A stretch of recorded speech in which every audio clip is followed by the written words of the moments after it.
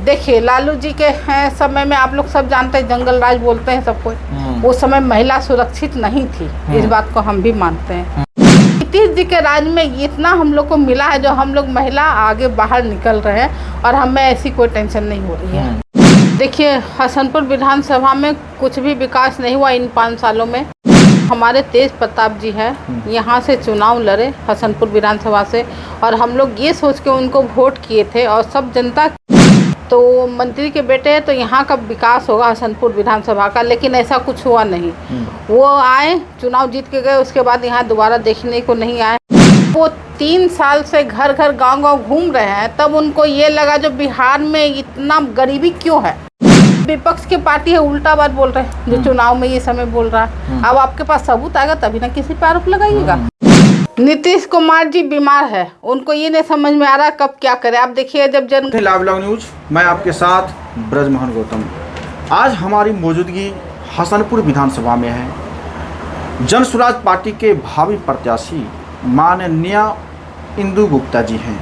आज बातचीत करेंगे कि हसनपुर विधानसभा में कितना विकास हुआ है, और तमाम जन स्वराज पार्टी के द्वारा आरोप प्रत्यारोप भ्रष्टाचार का बम फोड़ा जा रहा है चुनाव के ऐन वक्त में ही क्यों, और खास करके बिहार में बदलाव के साथ साथ महिलाओं पर भी सरकार के द्वारा रुपया देने लेने तमाम चीज़ हो रहे हैं। ये चुनाव के मद्देनजर को देखते ही क्यों हो रहा है, इन तमाम चीज़ों पर बातचीत करेंगे। सबसे पहले मेरे चैनल में आपको स्वागत है। आपके चैनल के माध्यम से हसनपुर विधानसभा की सभी जनता को इंदु गुप्ता की तरफ से प्रणाम, और दुर्गा पूजा की बहुत बहुत बधाई जन स्वराज पार्टी की तरफ से।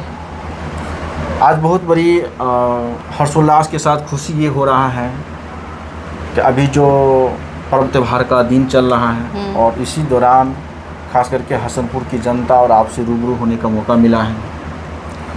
इसमें खास पेशकश इस बात के लिए है कि अभी वर्तमान में जो विधायक हैं, लालू जी के बड़े बेटे तेज प्रताप यादव जी हैं।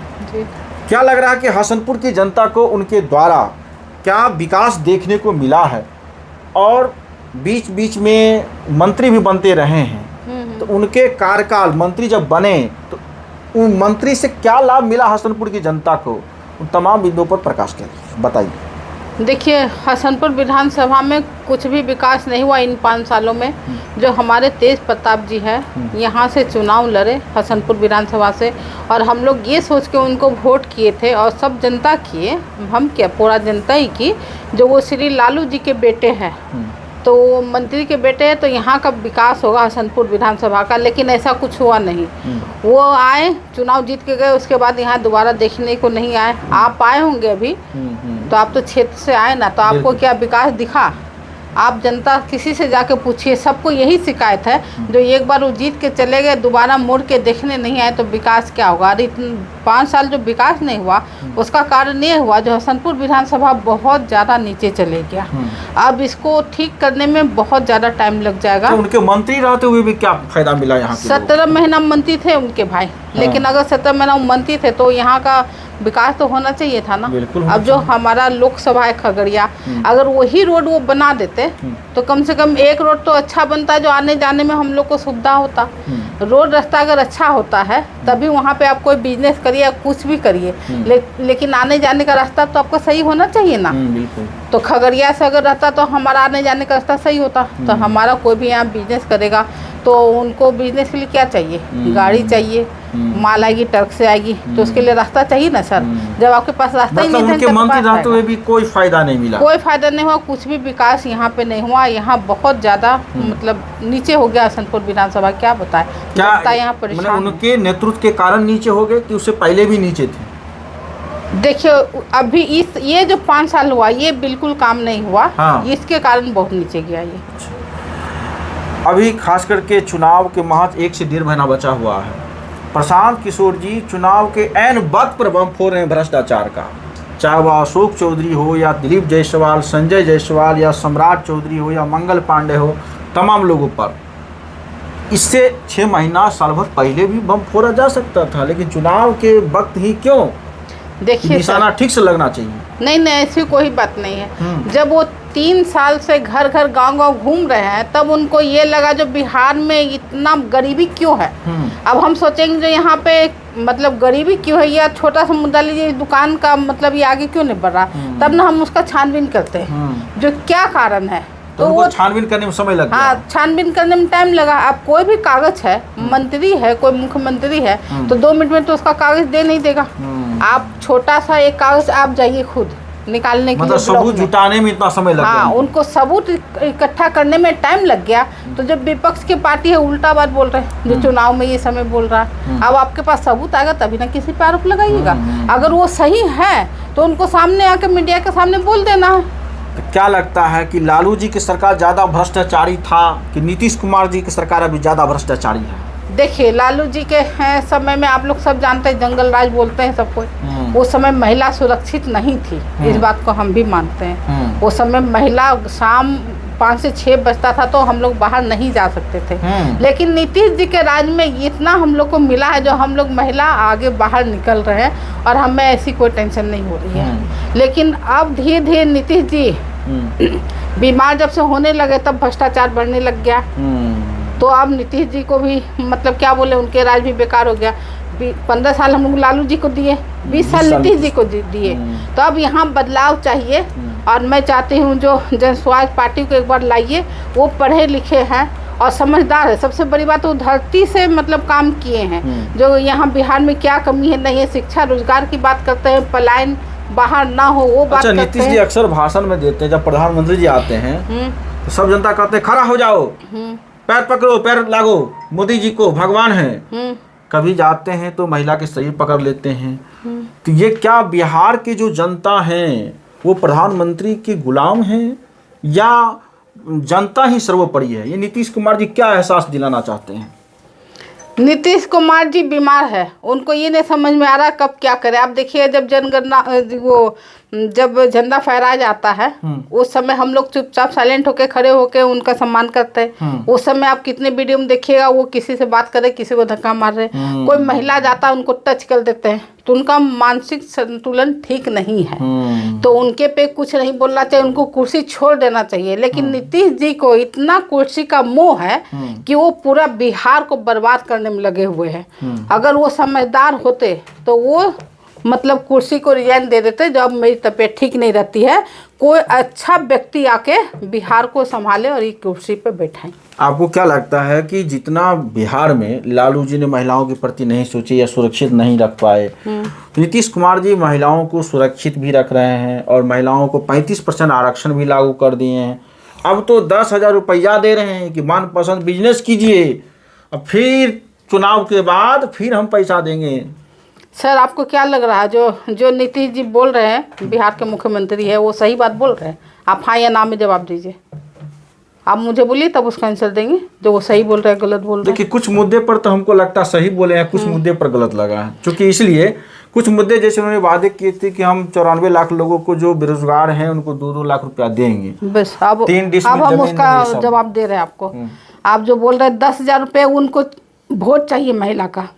हमारी यहाँ की महिला ज़्यादा पढ़ी लिखी नहीं है, 10,000 रुपया मिल रहा है वो खुश हो रहे हैं। जो हमारे नीतीश जी हमें 10,000 रुपया दे रहा है। आप बताइए 10,000 में कौन सा बिजनेस होता है?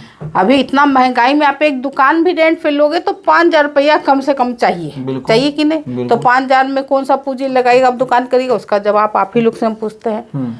यहाँ सब बिजनेस करता है छोटा मोटा, इतना ज्ञान तो सबको है। और उसके बाद नीतीश जी अगर हमारे सही बात बोल रहे, जो अभी 10,000 दे रहे हैं बाद में 2 लाख देंगे, तो मुझे पहले उनसे ये चाहिए 2023 में जो जनगणना हुआ था 94 लाख जो गरीब परिवार से थे उनको बोले थे 2-2 लाख रुपया देंगे उनके खाते में, कुछ वो काम कर सके, बोले थे सब। बिल्कुल। उसके बाद जो 50 लाख भूमिहीन व्यक्ति है जिनके पास रहने के लिए घर नहीं है, उनको बोले थे 3-3 डिसमिल हम जमीन देंगे। क्या वो दिए? अगर उस जगह वो झूठे हैं तो इस बात पे हम कैसे विश्वास करें? जो अभी 10,000 दे रहे हैं, अब चुनाव के बाद हम आपको 2 लाख देंगे बिजनेस करने के लिए। सरासर ये झूठ बोल रहे हैं। चुनाव के समय में ही 10,000 क्यों दे रहे हैं? 10,000 से तो लोग 1 से 2 महीना में खत्म कर लेंगे। सर यही बात तो सोचने वाली है। जो 20 साल से सरकार में है ये, इतना दिन इन्हें याद नहीं आया। 5 साल से अभी भी तो यही एनडीए की सरकार है, तो उनको याद नहीं आया जो महिला को बिजनेस करने के लिए हम पैसा दे। अब बिजनेस करने के लिए 10,000 दे, तुम मुझे वोट दो आप मुझे, और 5 साल और आपको हम शोषण करेंगे, इसलिए वो घूस दे रहे हैं महिला को। 10 रुपया घूस है। हाँ, तो ये महिला को समझना है। हाँ। सबसे बड़ी मुद्दा ये है। हाँ। महिला को इसलिए समझना है क्योंकि वो बोले थे दारू बंद है। क्या दारू बंद है? हाँ, यह नाम बोलिए आप लोगों को लगता है दारू बंद है यहाँ बिहार में? शराब तो देखते हैं थाने से डिलीवरी हो जाता है। फिर जब यहाँ दारू बंद नहीं है तो जो प्रशासन हमारा वो तो दारू बेचने और खोजने में लगा हुआ है। तो जो हम महिलाएं हैं, जो आज इतना एक्सीडेंट हो रहा है या मौत हो रहा, क्यों हो रहा? जो घर घर दारू बना रहा, उनको क्या आइडिया है जो कितना केमिकल लगे हो दारू में? जो देसी दारू बन रहा, देने का 2 बूंद वो देते हैं 5 बूंद, वो नुकसान कर रहा।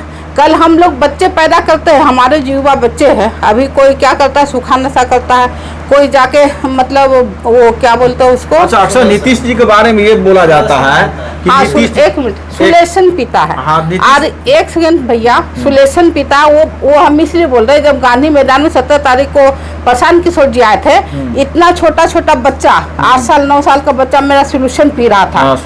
अब बच्चा गोदी का तो है नहीं, जो माँ को पता चलेगा। जब हम उस बच्चा को देखे, उसका स्थिति मुझे लगा गरीब बच्चे हैं। और जब पूछे जब बच्चा तुमको खाना नहीं मिलता है, क्या दिक्कत है, तब उसी में से एक बच्चा बोला मैम ये सोल्यूशन पीता, उसके पॉकेट में हम देखे। तो बताइए, महिला इसलिए बच्चा पैदा करती है जो हमारे बच्चा गलत नशा करके और मतलब मरे? बताइए। तो नीतीश जी का ये दारू बंद वाला योजना बिल्कुल गलत है। और ये सब महिला को सोचना चाहिए, जो नीतीश जी को दोबारा नहीं आना चाहिए सरकार में, नहीं तो सबको बर्बाद करके रख देंगे। हाँ, तमाम आरोप प्रत्यारोप सब कुछ लग रहा है, लेकिन नीतीश कुमार जी एक स्टेटमेंट नहीं दे रहे हैं, कुछ मुद्दे पर नहीं दे रहे हैं। सर वो गलत है, उनको पता है जो हम जो कर रहे हैं गलत कर रहे हैं, लेकिन उनको कुर्सी की मोह नहीं छूट रही है। सबसे बड़ी बात, आप बीमार रहते हो तो कुर्सी की मोह आप छोड़ दीजिए ना। 20 साल तो आप रहे सरकार में। अच्छा, प्रशांत किशोर जी पर आरोप लगता है कि ये चुनाव के समय में मीडिया में बनने के लिए, प्रासंगिकता पाने के लिए ये तमाम आरोप प्रत्यारोप कर रहे हैं ताकि कुछ वोट बैंक हमें मजबूत किया जा सके। सर आप ये बताइए, प्रशांत जी पे आरोप लगा जो आप इतना पैसा कहाँ से लाते हैं, तो कल उस चीज का वो खुलासा किए ना।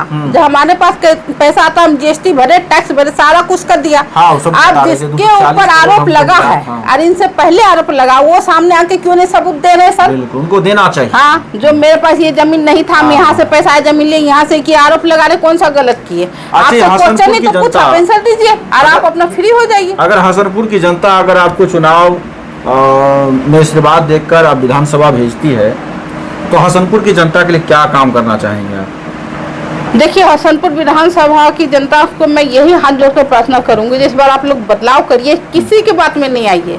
ना तो आप लालू जी को देख के वोट दीजिए, ना नीतीश जी को देख के वोट दीजिए। आप अपने बच्चों का भविष्य देख के वोट दीजिए और स्कूल के बैग छाप में वोट दीजिए। शिक्षा एक ऐसा मंत्र है, अगर आपका बच्चा शिक्षा ग्रहण कर लिया तो वो इतिहास रचेगा और वही बच्चा आगे जाके आपको गरीबी से निकालेगा। कोई भी सरकार आपको 5 किलो चावल देता है या इंदाबाद देता है या तो आपको शौचालय देता है, उससे आप गरीबी से नहीं निकलिएगा। लेकिन अगर आपका बच्चा शिक्षित होगा तो वो रोजगार करेगा, बिजनेस करेगा या कोई जॉब करेगा, तभी वो बच्चा आपको गरीबी से निकालेगा और उसको देख के आपका पूरा खानदान चेंज हो सकता है। तो ये शिक्षा की बात कर रहा है, इसलिए ईश्वर जन स्वराज पार्टी को आप लाइए, बैग छाप में वोट दीजिए। शिक्षा यही मिलेगा, आपको रोजगार यही मिलेगा, पलायन नहीं करना पड़ेगा। तो क्या हमें ऐसी सरकार को एक बार नहीं लानी चाहिए? और जन स्वराज नई पार्टी है, नया आए हैं, तो एक बार आपको मौका देना चाहिए 5 साल। अगर आपको लगता है जो जन स्वराज पार्टी कुछ काम नहीं कर रही है तो आप दूसरी बार उसको मौका नहीं दीजिए, लेकिन आप एक बार मौका देंगे तब उस पर आरोप लगाइए। अगर मौका नहीं देते तो उन पर आरोप लगाने का भी हमें कोई हक नहीं है। और प्रशांत किशोर जी एक ऐसा व्यक्ति है जो बिहार को बदलना चाहते हैं, तो हम लोग को उनके साथ कदम में कदम मिला के चलना चाहिए। बिहार का बदलाव बिहार के ही लोग करेंगे, चाहे महिला हो या पुरुष हो, कोई बाहर से आके नहीं करेगा। अब बिहार के लोग में इतना हिम्मत है, उनमें इतना नॉलेज है, जो हमारे युवा लड़का बाहर जाके फैक्ट्री चला सकता है। क्या उनको बिहार में मौका मिलेगा तो फैक्ट्री चला नहीं सकेंगे? बिल्कुल। जब बिहार में ही रोजगार मिलेगा, फैक्ट्री रहेगा, तो बिहार बहुत आगे जाएगा। तो नंबर 1 सबसे ज्यादा IAS तो बिहार के हैं, यही बात तो देश चला रहे हैं बिहार के लोग। हर राज्य में आप जाइए, बिहार के लोग मिलेगा ही मिलेगा। बिल्कुल। अगर बिहारी का पलायन करना बंद कर देती है, आप देखिए बाहर में फैक्ट्री कितने बंद हो जाएंगे। ये बात मैं बोलती हूँ, मैं भी एक पलायन का हिस्सा हूँ, और हम बिहारी के साथ बाहर में क्या आप भी हाल एक होता पलायन है का हमको हिस्सा पता है। हैं। जी, इसीलिए मुझे ये दर्द पता है, जो बाहर जाने से क्या होता है और कैसे होता है। इसीलिए मैं जनता को बार बार बोलती हूँ, जो भाई आप लोग बदलाव करिए, और इस बार स्कूल के बैक्सा में वोट दीजिए, और जन स्वराज पार्टी को ही लाइए आप। तो इस प्रकार आपने देखा कि खास करके जो इंदु गुप्ता जी खुद पलायन के शिकार हैं। पलायन क्या होता है, बिहारी क्या महसूस करते हैं बाहर जाके, वो दर्द को समझते हैं। तो जो प्रशांत किशोर जी जो वादा किए हैं, उन तमाम वादों पर पूरा करने के लिए इंदु गुप्ता जी कह रहे हैं कि हम पूरा करेंगे अगर हम यहाँ से चुनाव जीतते हैं। आपका क्या कहना है? लाइक कमेंट शेयर कीजिए। आप देख रहे थे लाइव लव न्यूज, मैं आपके साथ ब्रजमनु गौतम, धन्यवाद।